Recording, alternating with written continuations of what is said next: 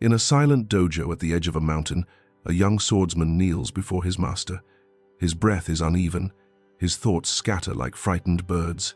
He has trained for years, yet still, his blade trembles. The master does not speak. He simply watches the student's shaking hand and, with a whisper that cuts through the cold air, says, "Your sword is not the problem. Your mind is." Outside, the wind howls against bamboo. Inside, time stands still. The lesson begins not with a strike, but with silence. Not with violence, but with awareness. This is the beginning of Zanshin, the art of absolute focus, born from the ruthless discipline of the samurai. A way of life where attention becomes a weapon, and the battlefield lies not in the world outside, but within the restless chambers of one's mind. To follow this path is to abandon comfort, to burn away distraction, to die to every impulse that weakens you. For the warrior who walks the Zanshin path, there is no half measure. There is only presence, or there is defeat. The dawn mist clung to the mountain like a veil, and Hiro stood barefoot in the courtyard of the dojo. The stones beneath his feet were cold, slick with dew, but he did not move. The master's command echoed in his mind. 1 hour, blade in hand. No thought must escape.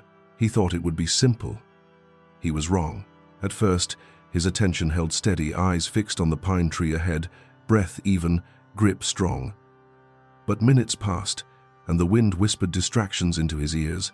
The drip of water from the eaves, the ache in his calves, the beating of his heart, each sound grew louder until his stillness cracked.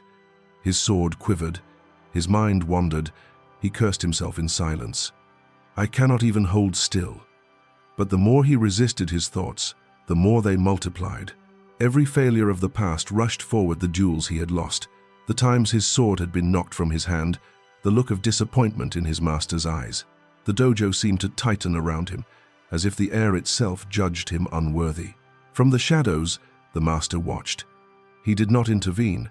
He knew this was how all battles began, with noise. Hiro's mind spun faster. He tried to count his breaths, to find order in rhythm. But behind the counting came another voice, impatience. How much longer? Another self-pity. Why must I suffer this humiliation?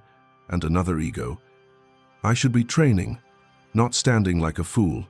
Each thought fought to be heard. Each demanded attention. And like a weak gate, giving way to wind, Hiro surrendered to the storm within. He dropped to one knee, panting, his hour incomplete. The master stepped forward quietly, his robe whispering across the ground. You broke your stillness, he said softly. I failed, Hiro admitted. My thoughts they will not obey. The master's gaze was calm, almost compassionate. Your thoughts are not enemies to be slain. They are wild horses. The harder you chase them, the faster they run. Hiro frowned. Then what must I do? Let them tire themselves, the master said. Stand still, and they will return to you. Only then will you learn the first lesson of Zanshin control is not conquest. It is patience. The young swordsman bowed deeply, though his heart still burned with frustration. Patience. The word felt heavier than his sword. The following day, he tried again. This time, the air was colder. His arms trembled sooner. But something shifted. He no longer tried to silence his mind by force. He simply observed. Each thought came and went, like passing clouds. The ache in his muscles became a soundless teacher, reminding him that pain too could be endured without resistance. Minutes blurred. His breath became the rhythm of time itself. For a moment, just one fleeting second, there was no thought, no self, no separation between him and the wind. Then the bell rang. He exhaled, realizing the hour had passed. The master standing nearby nodded once. No praise, no smile, just the faintest look of recognition. Hiro bowed again. This time, his bow was deeper, not out of obedience, but out of understanding. In that still hour, he had discovered a truth that would change everything. The battle against distraction was never outside him. It had always been inside. In the silence he once feared, Hiro had found his first taste of clarity, but the next lesson would show him what happens when silence meets fear itself. That night, Hiro could not sleep. The silence he had once feared now filled the room, but within that quiet, something had awakened a faint, unfamiliar awareness, sharp as the edge of his sword. He could hear the smallest things, the brush of his sleeve against the tatami, the distant cry of a night heron by the river. Every sound was vivid, yet peaceful. For the first time, he understood that silence was not the absence of noise, it was the presence of attention. But with awareness came confrontation. The next morning, the master placed a candle before him and said, "Hold your gaze upon the flame. Do not blink, do not move." The flame danced in the air, golden and alive. At first, Hiro thought of nothing but the light. Then came the familiar drift, the itching behind his eyes, the restless twitch of his fingers. Thoughts returned like thieves breaking through a door. He remembered the words from the day before, "Let them tire themselves." So he stood still, watching the flicker without judgment. The mind tried its old tricks. You are wasting time. You could be training. You are falling behind. Each thought rose like smoke, then vanished in the same air it came from. When the candle finally burned out, the master spoke quietly. "The world outside burns the same way, Hiro. If you learn to watch without grasping, you will never lose your focus again." Days turned into weeks. Hiro's practice became a ritual. The same courtyard, the same stillness, the same quiet battles within. Sometimes he won. Sometimes the noise swallowed him whole. Yet with every failure came a smaller victory, a longer moment of peace, a steadier breath, a slower pulse. He began to notice patterns that once escaped him. When his mind wandered, his breath quickened. When his breath steadied, thoughts loosened their grip. The master explained, "The mind follows the breath like a child follows its mother. Control your breath, and your thoughts will kneel." It was no longer about suppressing thoughts, but about mastering energy. Every inhale anchored him deeper into the present. Every exhale released the residue of fear. Modern science would later call it neuroplasticity, the brain reshaping itself through repeated stillness. But Hiro did not need to name it. He lived it. One afternoon, as sunlight filtered through the dojo's paper walls, he felt something different. The usual noise did not rise. No argument echoed in his head. His mind was as still as the mountain beyond the valley. The master stood before him, watching quietly, and after a long silence said, "Now, your sword will follow your mind." Hiro raised the blade. No trembling, no hesitation. The metal caught the light like a mirror, reflecting the calm within. The master smiled faintly. "This is Zanshin's beginning, the space between thoughts. Guard it with your life." Hiro lowered his sword slowly, his chest rising and falling with calm certainty. He realized that what he had been chasing was not perfection, but presence. All the noise, the fear of failure, the desire to prove, the constant comparison had been illusions. The real enemy was never distraction itself, but the attachment to what should be, instead of what is. That night, he returned to his quarters and sat in meditation. Outside, rain began to fall, gentle, steady, eternal. He did not move to close the window. He simply listened, breathing in rhythm with the sound. In that moment, he understood that silence was not a state to reach. It was something that had been waiting for him all along, and in the stillness, Hiro smiled. But silence alone could not forge courage. To advance on the path of Zanshin, he would have to face something far more dangerous than noise, his own fear staring back from the mirror.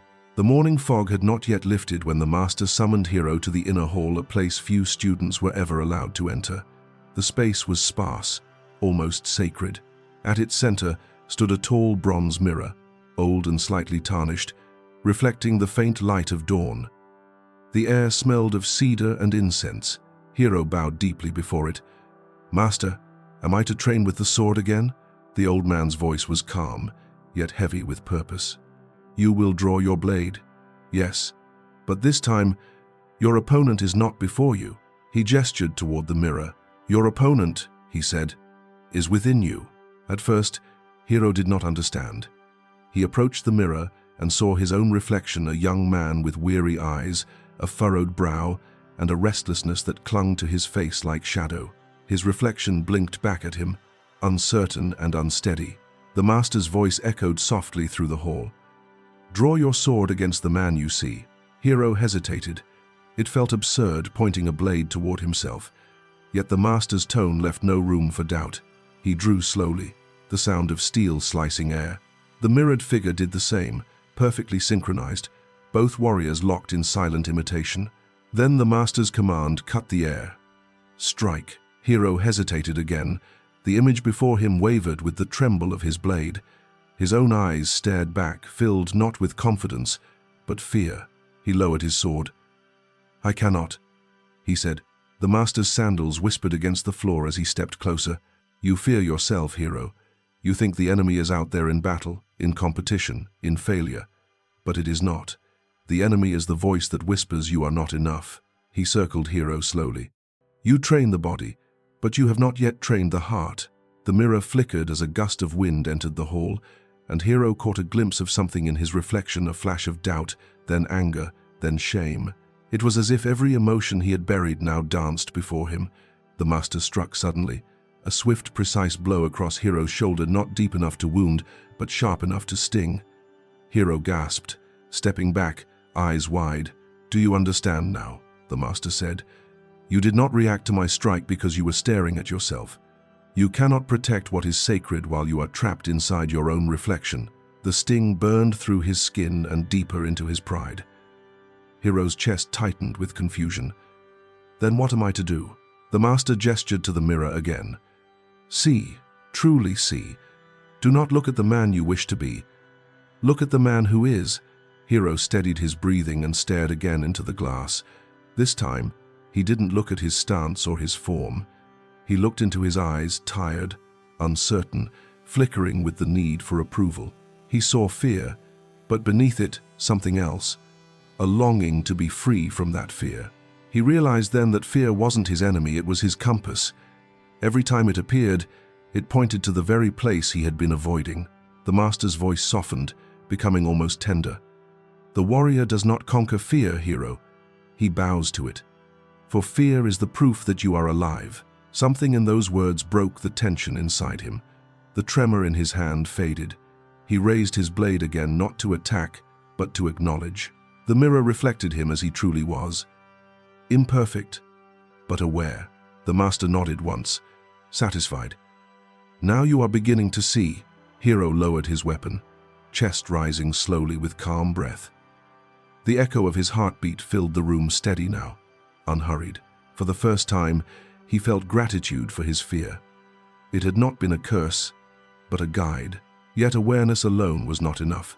The master would soon teach Hero that true focus could not survive. In moments of glory, it had to be forged in the fire of the ordinary. Days passed, but the lesson of the mirror refused to leave Hero's mind. Wherever he went, his reflection followed in the polished steel of his blade, in the quiet water of the courtyard pond, even in the dark eyes of those he trained beside.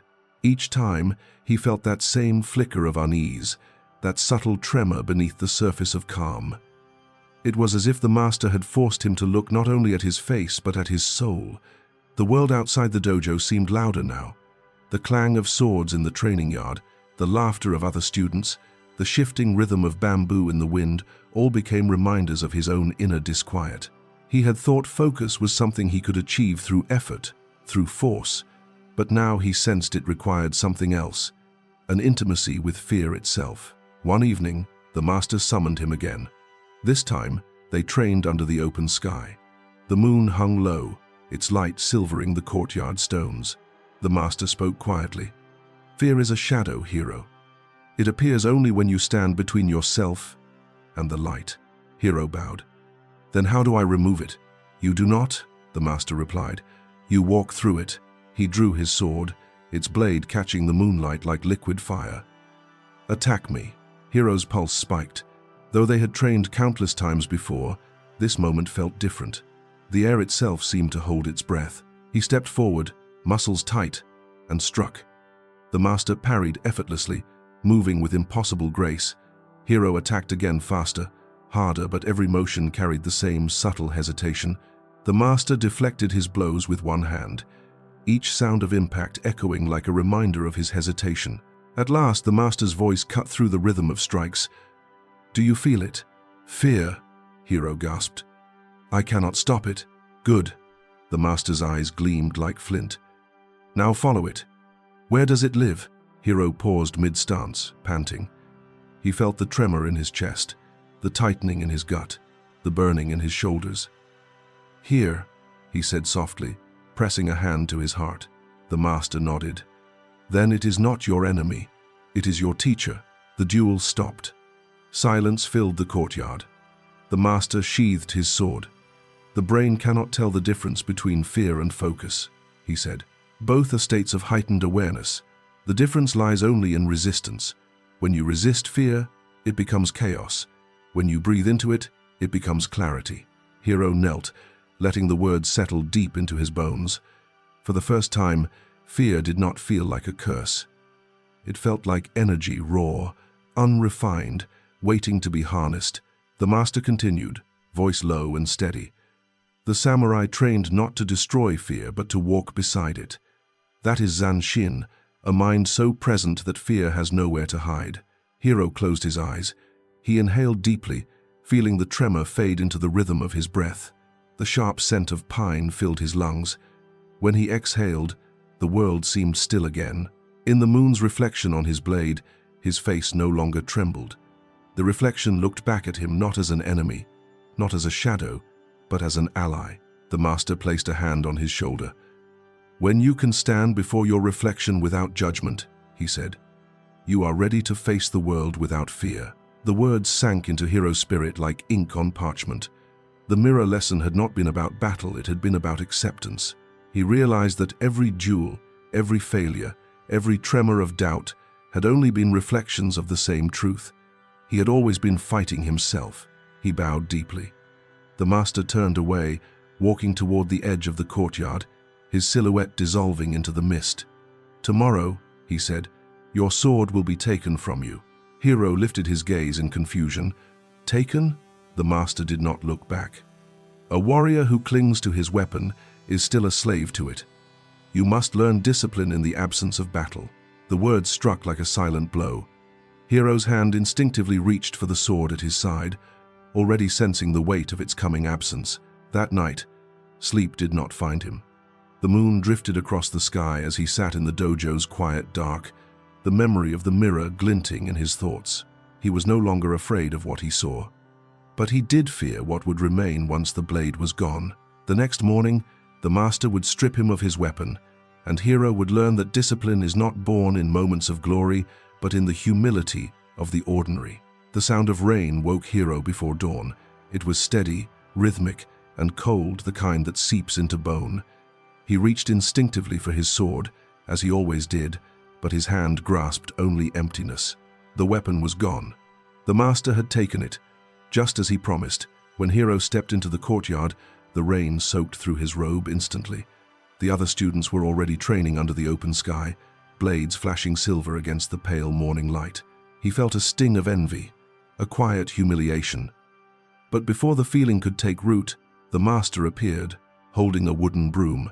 "Today," he said, handing it to Hero, "this will be your weapon." Hero looked at it, disbelieving. "A broom, master? Discipline is not forged in what you love," the master replied.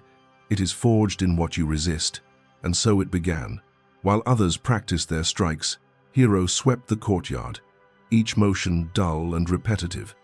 His back ached, his pride burned. Every fiber of him longed to feel the weight of his sword again, to hear the crisp note of metal on air. But the master's words echoed in his mind. Discipline is forged in repetition. Hours passed. The courtyard was spotless, yet the master ordered him to begin again. "You missed a leaf," he said calmly, pointing to a single speck near the gate. Hero wanted to protest, but something in the master's gaze silenced him. He swept again, slower this time, breathing with each motion. Days became weeks. Hero swept, scrubbed, carried water, cooked rice for the others, and polished their weapons until he could see his reflection in the steel. The work was menial, almost invisible, but within its monotony, something began to change. He found rhythm where there had been resistance. The sound of the broom on stone became a heartbeat, grounding him. The steam rising from the rice pot moved in gentle spirals that reminded him of breath. Each repetition, once dull, became a meditation. He noticed that when his mind wandered, the broom slipped. When his attention drifted, the rice burned. But when he gave his full focus to the smallest action, the world grew sharp, alive, perfect in its simplicity, the master observed quietly. "You begin to see," he said one evening. "Focus is not found in grand moments. It is cultivated in the spaces between them." That night, Hiro sat alone beside the dojo steps, listening to the soft chirp of crickets. His hands smelled faintly of cedar and ash from the evening fire. For the first time, he did not long for his sword. He missed it, yes, but not with anger. With gratitude, he remembered the ancient saying, "Before enlightenment, chop wood, carry water. After enlightenment, chop wood, carry water." He began to understand its truth. The task had not changed, only the mind performing it had. Science, centuries later, would call it neuroassociation, the rewiring of habit into meaning. The samurai had no such term, yet they lived it intuitively. Repetition, done with full awareness, carved new patterns not only in the mind but in the spirit. One afternoon, while cleaning the master's chamber, Hiro caught his own reflection in the polished floorboards. There was no arrogance there, no impatience, only quiet steadiness. The man staring back was not the restless boy who once chased perfection through sweat and fury. He had become still, like a mountain in rain. When the master entered, Hiro bowed deeply. "I have done the task, master. The floor is clean." The old man looked around, then smiled faintly. "It is not the floor that is clean," he said. "It is your mind." The words settled into Hiro like the rain on the earth, gentle but irreversible. He realized that the broom, the rice, the sweeping, all had been his true training. The next morning, as dawn broke over the mountains, he moved through his chores without instruction. Each motion was deliberate, silent, sacred. Every act was an extension of awareness. He no longer sought meaning in the extraordinary. He found it in the ordinary, and that discovery changed everything. Soon, the master would return his sword, and Hiro would learn that stillness was not found in idleness, but in the instant before motion, where presence and action become one. When the master finally returned Hiro's sword, it no longer felt like a symbol of power. It felt like a reminder. The blade was cold, perfectly balanced, but when he held it, his grip was gentle, almost reverent. The sword was no longer an extension of pride, it was an extension of awareness. The master watched silently as Hiro unsheathed the weapon for the first time in many weeks. "You've learned the art of stillness," he said. "Now, learn the art of movement." They stepped into the courtyard. The rain had ended, leaving behind a world cleansed and shining. The scent of wet earth rose into the morning air. Hiro drew his sword slowly, not rushing, not performing, only moving with the same rhythm that had guided his broom. The master struck first. His blade came down fast, precise, merciless. Hiro blocked it, not out of reflex, but out of attention. The clash rang through the courtyard like a bell cutting through mist. There was no thought, no hesitation, just presence. The master's eyes glinted. "You move like water now," he said. "Not by thinking, but by being." Hiro bowed slightly, breath steady. "The broom taught me more than the sword ever did." The master nodded. "Because the sword fed your ego, the broom fed your spirit." They continued their practice until dusk. Every strike, every parry, every pause flowed as naturally as breath. It wasn't about victory anymore. It was about alignment. The sound of steel meeting steel no longer carried aggression, it carried rhythm, like music. When they finally stopped, Hiro was trembling not from fatigue but from realization. The same focus he had once chased through exhaustion and perfection had been waiting all along, hidden in simplicity. That night, he cooked for the other students. His movements in the kitchen mirrored his movements in battle, deliberate, fluid, calm. He poured tea with the same grace as he drew his blade. He wiped the table as he might sheathe his sword. There was no division between the two. The master joined him later, sitting across the low wooden table. For a long time, neither spoke. The only sounds were the faint crackle of the fire and the distant hum of night insects. Finally, the master said, "Discipline is not doing great things, it is doing small things greatly." Hiro nodded. "I used to believe mastery was about control," he said quietly. "Now I see it's about devotion." The master smiled faintly. "And what is devotion?" "Attention," Hero answered. "To every breath, every task, every moment." The old man lifted his teacup, his eyes gleaming in the firelight. "Then you understand, Zanshin." Hero bowed deeply, his heart steady. Outside, the wind moved through the pines, whispering against the roof. He listened to it, the way one listens to a teacher. In the world's smallest movements, he heard lessons echoing back. Discipline was not a cage. It was freedom.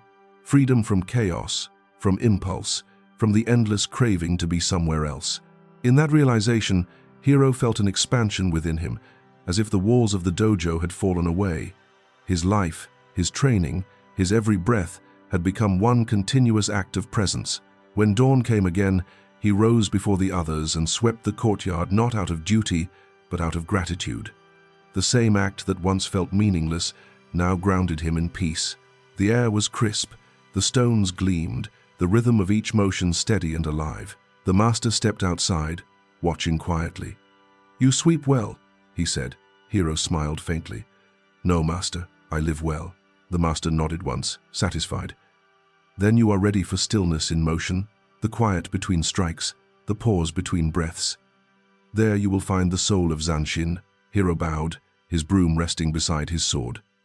The ordinary had revealed what the extraordinary never could, the power of unbroken presence. And so, when dawn called him once more to face his master blade to blade, Hero would discover that true focus was not a matter of force, but of surrender to stillness itself. The mountain was silent at dawn, its peaks veiled in drifting mist. Dew clung to the blades of grass like silver breath, and the world itself seemed to be holding a single, sacred inhale. Hero stood barefoot in the courtyard once again, this time not as a student eager to prove himself, but as a man emptied of expectation. His sword rested at his side, but there was no tension in his hand. The master approached slowly, his robe whispering against the earth. He did not speak. Instead, he drew his sword with effortless grace, the motion as natural as wind bending a reed. Hero mirrored him instinctively, steel singing through the morning air. There were no spectators, no chants, no instruction, only two figures, the teacher and the student, standing within a silence so complete that even the world seemed to pause to listen. The master raised his blade slightly, his eyes soft but unwavering.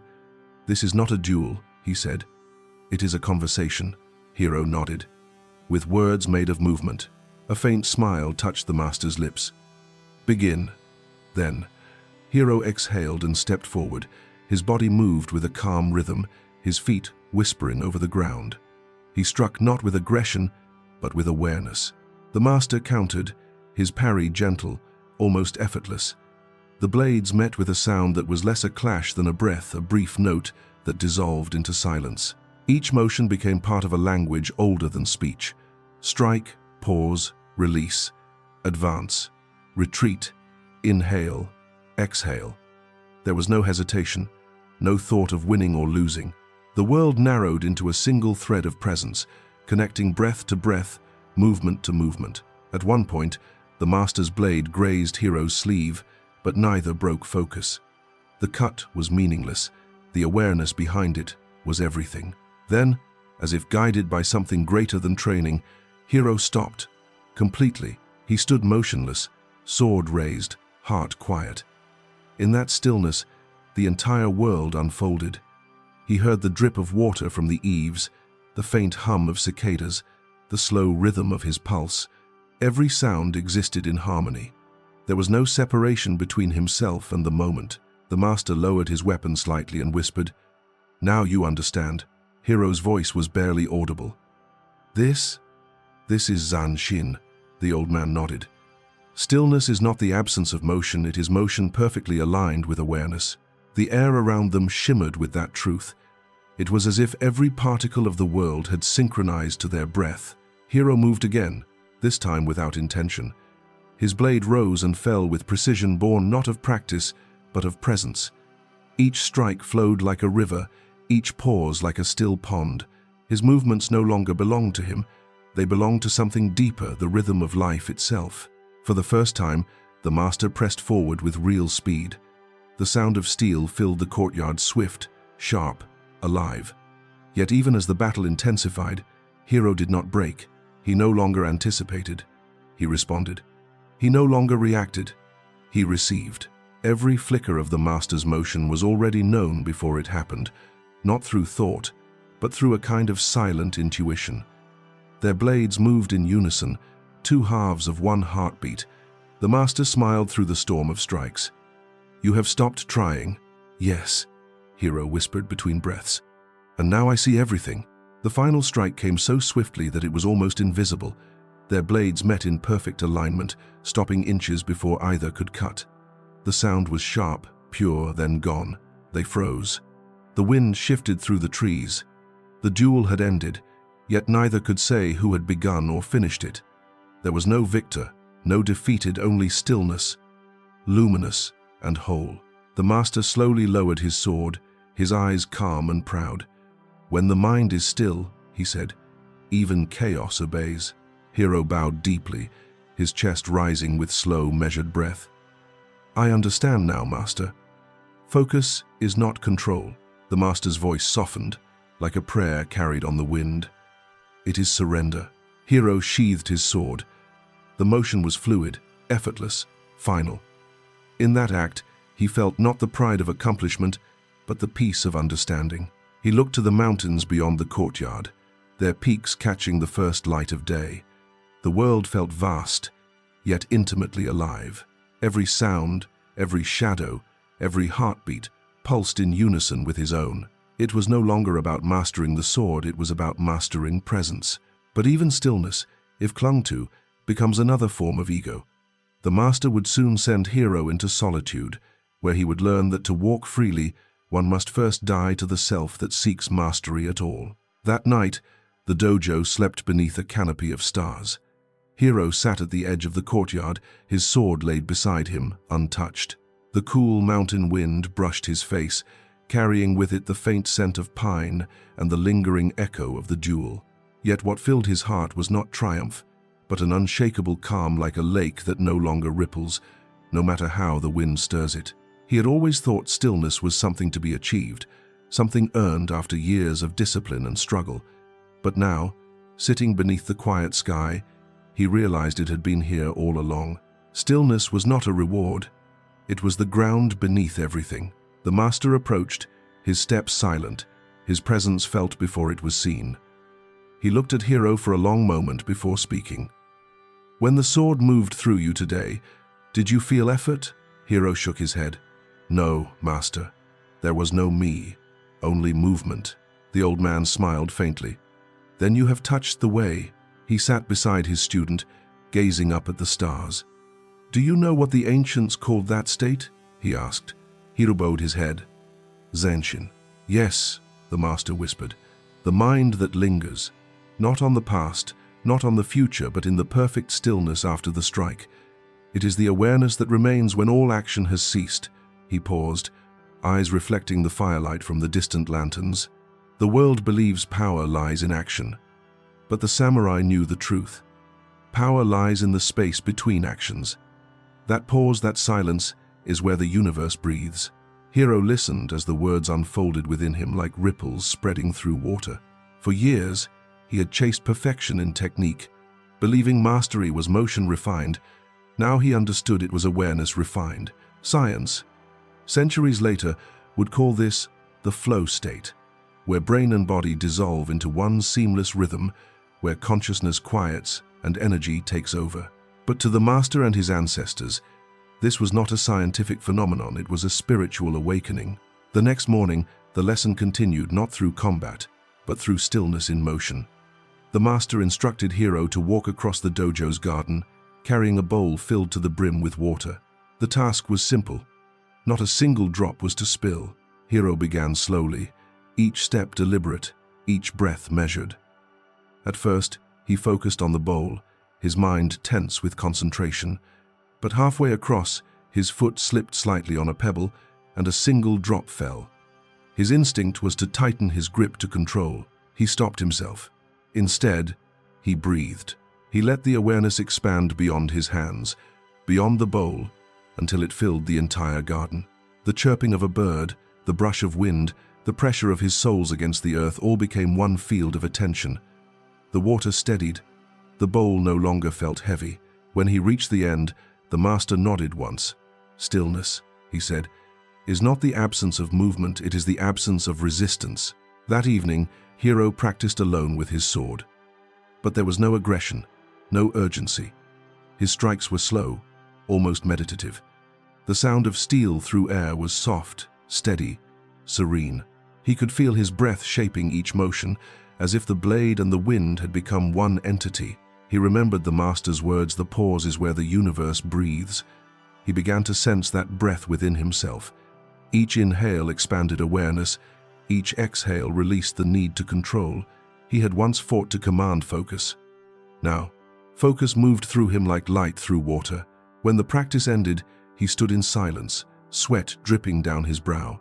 The courtyard was golden with the fading sun, and in that light, he saw everything as it truly was. No separation between self and world, only presence. The master stepped forward from the shadows, his tone softer than ever. "You are ready, Hero," he said, "but not for more battle. You are ready for death." Hero turned, startled. "Death, master?" The old man smiled gently. "Not the death of the body, the death of the self. The one who clings to victory, who claims mastery, who calls himself I. That self must perish if you wish to walk the path beyond stillness." Hero's pulse quickened. He bowed deeply. "Then I will face that death." The master nodded, eyes full of pride and sorrow. "Tomorrow, you will go into the forest. You will take nothing with you, no sword, no food, no company. Only silence. There, you will find what remains when the self dissolves." As the sun sank behind the mountain, Hero felt both fear and peace settle over him. The forest awaited a place where even silence had a voice. He turned once more to the master and whispered, "If I return, who will I be?" The master's gaze was calm. "No one. And that is when you will finally be free." At dawn, Hero would enter the wilderness alone, and in that solitude, he would confront not fear nor failure, but the illusion of self itself. The forest waited like a living presence, vast, silent, ancient. When Hero entered at dawn, mist hung low over the moss-covered earth, softening every shape into a dream. He carried no weapon, no food, no lantern, only his breath. The master's final words echoed in his chest. "You must let the self die." Each step forward felt like a shedding. The path narrowed, winding through bamboo and pine. The air was cold and damp, and the world had no sound but the crunch of fallen leaves beneath his feet. He did not know how long he walked before hunger began to gnaw at him. Time itself dissolved. By the second day, his thoughts became louder. They rose in waves, memories, desires, questions, regrets. The mind, stripped of distraction, turned inward like an animal trapped in a cage. He heard echoes of his past self, the boy who wanted to be the greatest swordsman, the man who sought approval, the warrior who measured worth in victory. Each version of himself appeared, taunting him, demanding recognition. "Without your sword, who are you?" the voices whispered. He pressed his hands against his temples, the pain of thought sharper than any wound. "I am nothing," he murmured through clenched teeth. But even that was ego, a desperate attempt to be something, even if that something was nothing. As night fell, he built a small fire from fallen twigs. The flames danced weakly in the damp air. The forest around him was alive with unseen life, the rustle of small creatures, the distant cry of an owl. Every sound felt magnified, as though nature itself were whispering lessons he could not yet understand. He tried to meditate, as his master had taught him, but the body resisted. Hunger made his head light. The cold clawed at his skin. Each breath became a battle. Yet somewhere amid the suffering, awareness began to sharpen again, not as an effort, but as a surrender. He stopped fighting the discomfort. He simply watched it. He watched the hunger, the trembling, the loneliness. Each sensation rose and fell like waves against the shore of his consciousness. In that observation, the boundaries of self began to blur. There was no "I am cold," only cold. No "I am hungry," only hunger. No "I am suffering," only what is. Hours passed, or perhaps days. The forest was both timeless and eternal. At some point, Hiro realized he no longer feared the silence. It was no longer an absence, it was everything. He could hear his own heartbeat echoing in the night, yet it felt not his own, it was the pulse of the earth itself. The trees seemed to breathe with him. The stars above shimmered like eyes watching from beyond thought. The master had once said, "When the ego dies, the universe is born." Now Hiro understood. The hunger in his body became indistinguishable from the vastness around him. He felt the ache in his limbs dissolve into the soil, his breath merging with the wind. His awareness expanded until it could no longer find a center. And then it happened. A moment so quiet, it defied description. A moment where thought ceased completely. No striving, no identity, no self. He saw his life not as a sequence of achievements or failures, but as a single, unfolding movement of existence, just one breath in the endless rhythm of the cosmos. When dawn finally broke, he opened his eyes and saw the forest bathed in light. Each leaf glistened as if forged from glass. Each drop of dew reflected a world entire. He smiled faintly. Not the smile of victory, but of release. He whispered into the morning air, "I am not a warrior. I am not a student. I am." The words faded like mist, but their truth remained. For the first time, Hiro felt truly alive, not as someone living life, but as life itself. As he walked out of the forest, reborn and nameless, he would find his master waiting, ready to show him that once the self is gone, there remains only the quiet way beyond victory. When Hiro emerged from the forest, his body was frail, but his gaze was clear, piercing, yet gentle. The morning sun broke through the canopy, washing him in gold. Each beam felt like a familiar hand touching his shoulder. He no longer knew where the forest ended and where he began. Everything breathed as one. The master was waiting at the edge of the path, as if he had known the exact moment Hiro would return. He stood beside a small stream, watching the current move over stones smoothed by time. Without a word, Hiro bowed deeply until his forehead touched the earth. The old man studied him for a long moment, then said quietly, "You have died well." Hiro lifted his head, confusion flickering across his face. The master continued, "The self that struggled, that feared, that sought recognition, he no longer walks beside you. What remains now is awareness, pure and formless." Hiro looked at his reflection in the stream. The man who looked back seemed the same, yet utterly changed. The eyes were softer. The lines of tension that once carved his face had vanished. It was as though the reflection itself were breathing.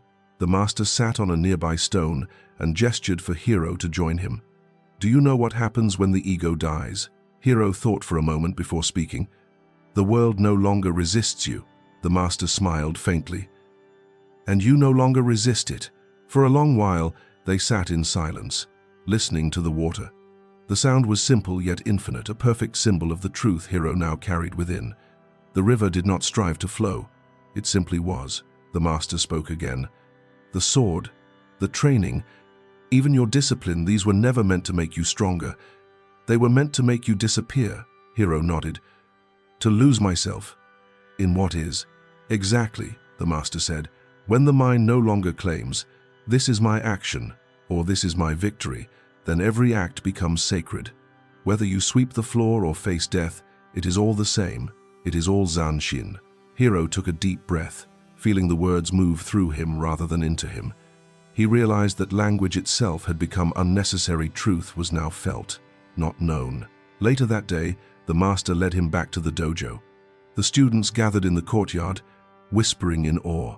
They saw a man return from solitude, his steps unhurried, his presence radiant with something they could not name. The master placed Hiro's sword before him once more. "Take it," he said. "Not as a weapon, but as a reflection." Hiro knelt, fingers brushing the cold steel. The blade shimmered faintly under the sunlight. When he lifted it, his reflection appeared for only an instant before dissolving into the light that danced across the metal. The master's voice was almost a whisper. "The sword is no longer a tool of separation. It is an instrument of awareness. Where others see a weapon, you must now see a mirror of truth." Hiro nodded and sheathed it slowly. "Then I will no longer cut," he said softly. "I will reveal. The master's eyes glimmered with approval. "And that," he said, "is the highest purpose of the warrior's blade, to separate illusion from reality." In the days that followed, Hiro resumed his duties within the dojo, but the rhythm of his life had transformed. Every movement, no matter how simple, carried the same depth as battle. He tended the garden with the same grace with which he once parried blows. He listened to the rain as if it were his teacher. The other students began to notice something unusual when Hiro entered a room. The air itself seemed to quiet. Even the most anxious among them found stillness in his presence. It was as if the silence of the forest had followed him home. One evening, as the sun slipped behind the ridge, the master found Hiro meditating beside the old cherry tree. Blossoms drifted down like snow, settling on his shoulders. The master watched for a while, then said, "The world will call you enlightened, but do not believe them." Hiro opened his eyes. "Then what should I be called?" The master smiled gently. "Nothing. For the moment you claim a name, the self returns. Walk nameless, and the universe will walk with you." Hiro bowed, his voice steady. "Then I will walk nameless." The master placed a hand on his shoulder. "Good. For beyond this point, there is no teacher and no student. There is only the path, walked by no one." As night descended, Hiro gazed into the horizon. He felt no separation between the stars above and the earth beneath. Everything was one, unbroken presence, fluid, eternal, serene. He finally understood the truth hidden in every lesson, every strike, every silence. The warrior's greatest victory is the death of the one who fights. Years later, Hiro would teach this truth not through the sword, but through his presence, revealing that the ultimate mastery lies not in triumph, but in peace beyond victory itself. Years passed. Seasons folded into one another like quiet breaths, and the dojo changed with time. The master grew old, his movements slower but his eyes undimmed. Hiro now stood where his teacher once stood, guiding students through forms, strikes, and silences. Yet those who trained under him quickly realized that his lessons were not about combat. They were about life itself. The young warriors who came to him sought power, glory, and skill. But Hiro no longer spoke of such things. When one asked, "Master, how do I defeat my enemies?" Hiro simply answered, "By ceasing to create them." Confusion often followed, but he never explained. His students learned through silence, through the patience of repetition, through the mirrors of their own frustration. He no longer corrected their stances or scolded their errors. Instead, he would ask, "What did you feel when your blade trembled?" Or, "Where did your breath go when fear entered?" His dojo had become not a place of training, but of awakening. Every morning, Hiro swept the same courtyard he once resented. The broom moved with the rhythm of his breath. The same stones that once bruised his feet now pressed gently against them, grounding him. The mountain air felt alive in every inhale, as if the world itself was participating in his meditation. Some days, he did not teach at all. He would sit beneath the cherry tree, eyes half closed, and let his students practice without instruction. They grew uneasy at first, uncertain without his guidance, but gradually they began to hear their own rhythm, to trust their own awareness. One evening, as the sun spilled red light across the dojo walls, a young student approached him. The boy was earnest, full of the same restless fire Hiro once carried. "Master," the boy said, kneeling before him, "how do I win?" Hiro smiled faintly, his voice soft but steady. "You do not," the boy frowned. "But if I do not win, what is the purpose of training?" "The purpose," Hiro said, "is to learn how not to need victory." He reached for a cup of tea beside him, poured a second cup for the boy, and handed it to him. "Taste this." The boy sipped, confused. "It's just tea, master." "Exactly," Hiro said. "When you can taste tea without wanting it to be sweeter, hotter, or different, when you can accept it as it is, you will understand the art of living. Victory is the same. It is not something to gain. It is something to stop craving." The boy bowed his head, uncertain but humbled. That night, Hiro stood at the edge of the courtyard, watching fireflies rise from the grass like wandering stars. The sound of laughter echoed from within the dojo, students still awake, still practicing. It was a sound he had not heard in years, and it filled him with quiet joy. He realized then that his master had never taught him to become a great swordsman. The old man had simply used the sword to point toward truth. Now Hero was doing the same. In stillness, he could feel his master's presence in the wind, in the rhythm of the crickets, in the hush of the night. Death had taken the man's body, but not his teaching. The lesson lived on not as words, but as a presence. He closed his eyes and breathed deeply. The air smelled of cedar and rain. In that moment, Hero understood what it meant to walk beyond victory, not to conquer life, but to dissolve into it. He smiled softly, whispering to the night, "Thank you, Master." The wind stirred the cherry blossoms overhead, scattering petals like blessings into the dark. But the world beyond the dojo would still call him a master, a legend, even a saint. Hero would spend his final years teaching others that mastery was never about becoming more, but about being less, until nothing stood between one's breath and the infinite. In the years that followed, Hero's presence became something of quiet legend. People traveled from distant provinces to meet the man rumored to have attained the still heart of the warrior. They expected to find a sage with glowing eyes or a prophet who could speak of miracles. Instead, they found an old man in simple robes, sweeping leaves. When visitors bowed deeply and asked to be taught the secrets of mastery, Hero only smiled and said, "Breathe." Some grew impatient, mistaking simplicity for emptiness. Others stayed and in time began to feel the silence that surrounded him. It wasn't the silence of absence, but of presence so complete that it erased the need for more. One morning, as the mountain mist rolled in thick and heavy, Hero walked with his oldest student, a man named Ren, who had followed him for decades. They made their way to the cliff overlooking the valley, where the air smelled of pine and stone. The village below was waking, smoke rising from chimneys, roosters calling, life unfolding in its quiet perfection. Ren spoke softly, almost afraid to break the stillness. "Master, I have trained for years, and yet my heart still trembles. I cannot be like you." Hero smiled, the lines around his eyes soft as water. "Good," he said. "The day your heart no longer trembles, you will have become stone. It is not calmness you should seek, but awareness within the trembling." Ren frowned. "But I still make mistakes," Hero nodded. "So do I. The difference is, I do not resist them." They stood in silence for a long while, watching the sun rise. Finally, Hero said, "You know, when I was young, I believed mastery meant perfection. But perfection is just another cage. To live fully is to walk freely between failure and triumph, between birth and death, and to bow to both." He picked up a fallen leaf, spinning it gently between his fingers. "The leaf does not cling to the branch, Ren. When its time comes, it lets go. It trusts the wind." Ren watched him, tears forming in his eyes. "So the path never ends?" "No," Hero said, smiling faintly. "Because there is no path. There is only the walking." That night, Hero lit a single lantern in the dojo and sat in meditation. The air was still, the world quiet. He could feel his pulse slowing, his breath deepening. Time dissolved. Around him, the faint sounds of the world blended into a single, boundless hum, the wind in the trees, the distant murmur of water, the breath of sleeping students. His thoughts came and went like clouds across the moon. In that soft flicker between breaths, he saw his master again standing in the old courtyard, waiting, patient as always.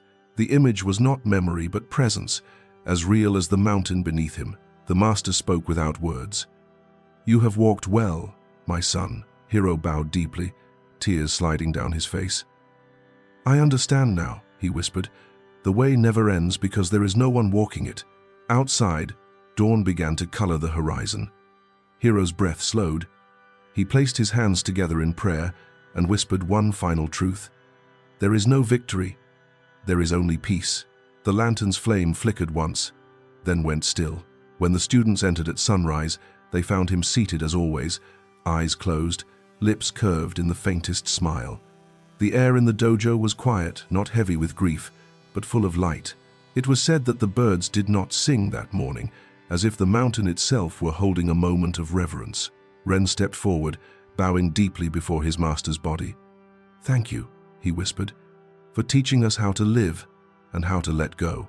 In the years that followed, Hero's teachings spread far beyond the mountain, but those who truly understood his message spoke little of swords or combat. They spoke of breath, attention, and silence.